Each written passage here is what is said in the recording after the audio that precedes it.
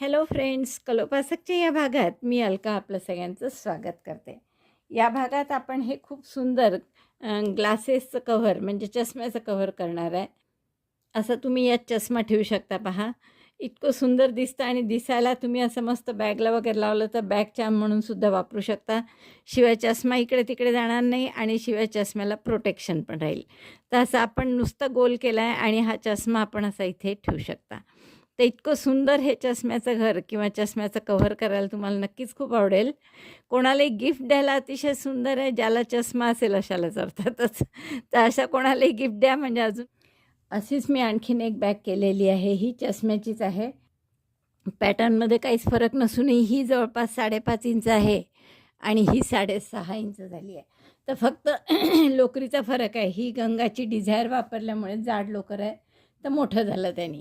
तर तुम्हाला मोठं करायचं असेल गॉगल वगैरे ठेवायला तर तुम्ही असं या लोकरीनसुद्धा करू शकता. तर इतके सुंदर गिफ्ट आयटम आहे हे. मला वाटतं खूपच आवडलं असेल तुम्हाला करायला. पटापट करा आणि मला फोटो पाठवा. आवडलं असेल तर लाईक करा, थंब दाबून शेअर करा आपल्या मित्रमैत्रिणींना.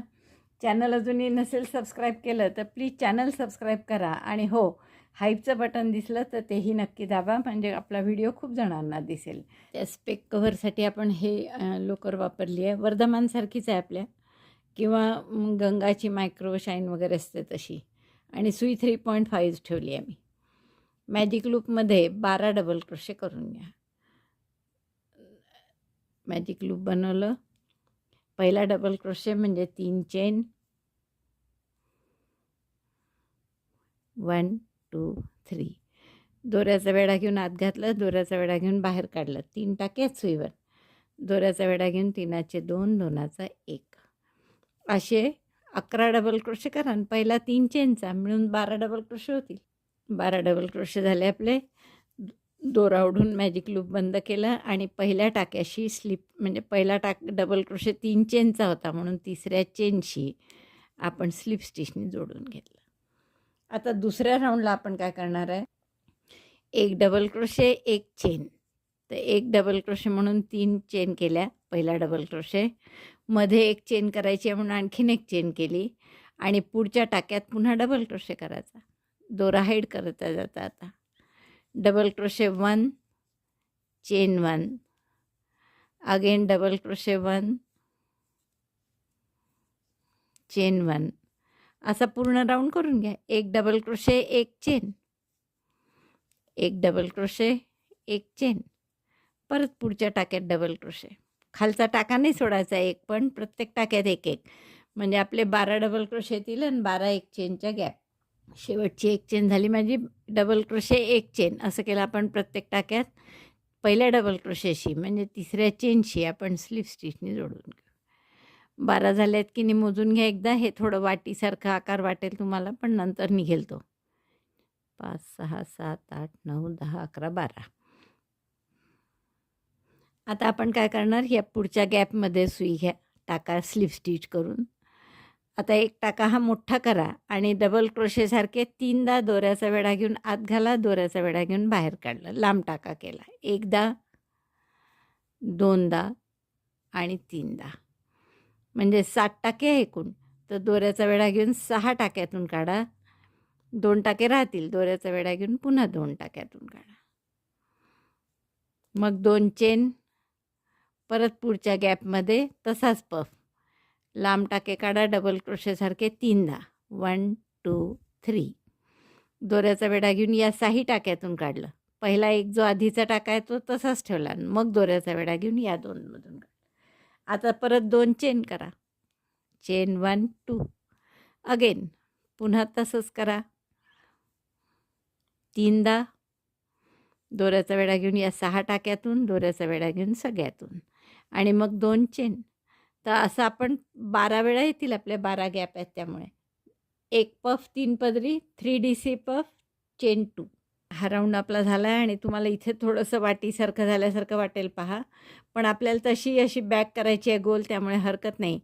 आपण आता पुढच्या टाक्यात पुढच्या 2 चेनच्या गॅपमध्ये स्लिप स्टिच करून घेतली आणि या प्रत्येक गॅपमध्ये 5-5 डबल क्रोशे करा. दोऱ्याचा वेढा घेऊन आत घातलं. पहिला डबल क्रोशे 3 चेनचा केला होता.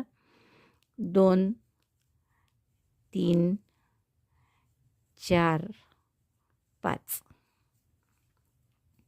असे प्रत्येक गॅपमध्ये 5-5 डबल क्रोशे करून घ्या.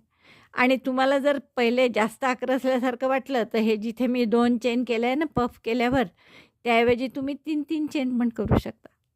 3 चेन केल्यात तरी काहीच हरकत नाही, म्हणजे उलट इथे तुम्हाला सोपं जाईल 5 डबल क्रोशे करायला. तर असे 5-5 डबल क्रोशे प्रत्येक गॅपमध्ये करून घ्या.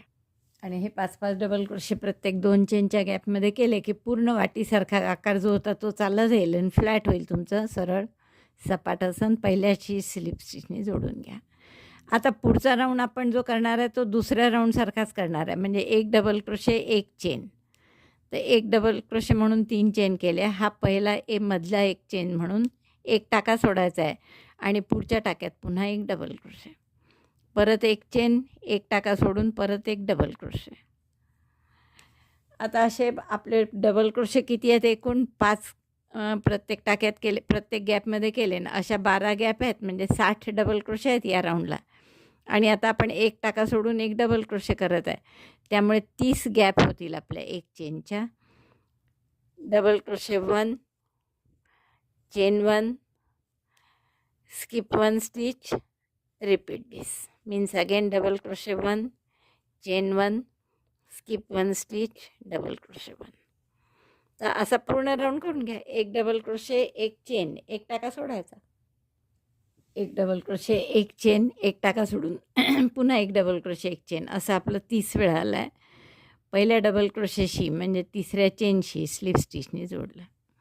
1 डबल क्रोशे 1 चेन आणि पुढच्या टाक्यात पुन्हा 1 टाका सोडून 1 डबल क्रोशे 1 चेन, असा राऊंड आपला पूर्ण झाला आहे. आता आपण काय करू, या डबल क्रोशेवर इथे आपल्याला एक सिंगल क्रोशे किंवा स्लिप स्टिच करायची आहे. तर आपण स्लिप स्टिच करणार आहे, त्यामुळे इथे काहीच नाही करू. आता एक खिडकी सोडून द्या या डबल क्रोशेनंतरची, आणि पुढच्या खिडकीत म्हणजे 1 चेनच्या स्पेसमध्ये 7 डबल क्रोशे करा. डबल क्रोशे 1 2 3 4 5 6 7 7 डबल क्रोशे झाले की एक खिडकी पुन्हा सोडा आणि त्या डबल क्रोशेवर सिंगल क्रोशे किंवा स्लिप स्टिचने जोडून घ्या. म्हणजे एक फॅन करण्यासाठी आपण 3 खिडक्या वापरल्या, 1 2 3. आता पुन्हा इथे एक खिडकी सोडायची, 1 चेनची गॅप, आणि पुढच्या गॅपमध्ये 7 डबल क्रोशे.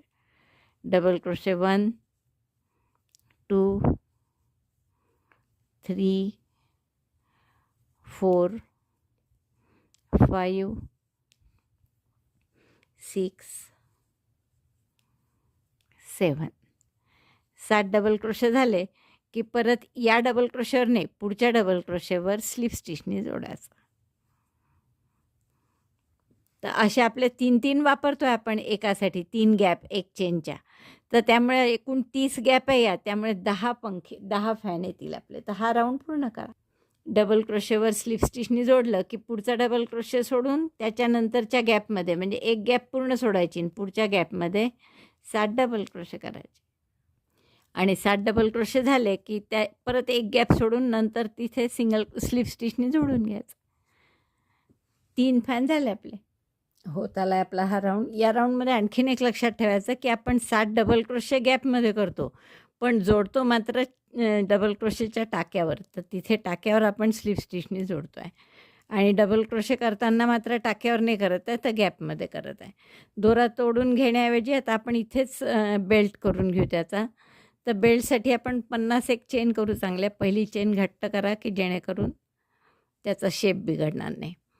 आणि हँडलसाठी तुम्हाला जेवढ्या हव्या आहे, पूर्ण हात असा इझिली जायला पाहिजे एवढ्या चेन करा. 50-60 जसं तुमची लोकर जाड बारीक असेल त्याप्रमाणे. तर मी चेन करून घेते तेवढ्या. मोठं लूप करायचं आपल्याला की आपला हात असा सहज गेला पाहिजे. असे 51 चेन करून घ्या. मी अशा 50 केलेल्या आहे या, आणि एक जास्तीची करा आता. आणि आपण बॅक बंपमध्ये, म्हणजे हे जे पाठीमागचे टाके दिसतात ना असे उभे उभे आलेले, तर या टाक्यांमध्ये स्लिप स्टिच करणार आहे एक एक. तर आपण पहिला या बंपमध्ये, आणि असं जर तुम्हाला जड गेलं तर सरळ टाक्यात केलं तरी हरकत नाही.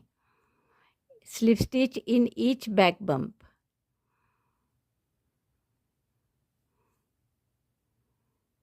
वन. पुढच्याही टाक्याचा असाच पाठीमागचा जो आडवा धागा असतो त्याला बॅक बंप म्हणतात. तर तिथे पुन्हा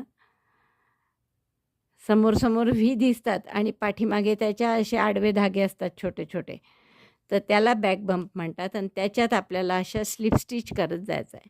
म्हणून त्यासाठी थोड्या चेन घालतानाही सैल घालायच्या, खूप घट्ट चेन नाही घ्यायची, म्हणजे मग हे करायला अजून जड जातं.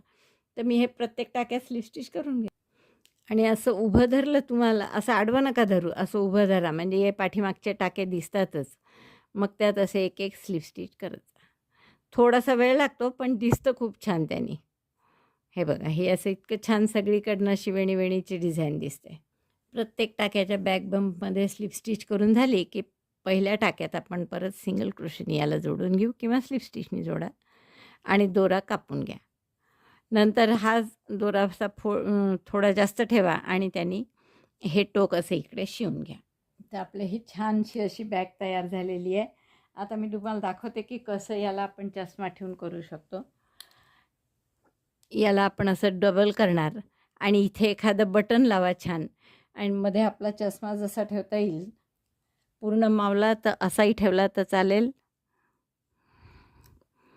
दोन्हीकडे त्याच्या दांड्या घेऊन इथे बंद केला की बरोबर आपला चष्मा सेफ राहतो, तो पळतही नाही आणि त्याच्या काचेला प्रोटेक्शन पण राहतं. असा जर लहान असेल तुमचं, म्हणजे मोठं झालं असेल हे, तर पूर्ण आत ठेवून तुम्ही असं सुद्धा त्याला बंद करू शकता.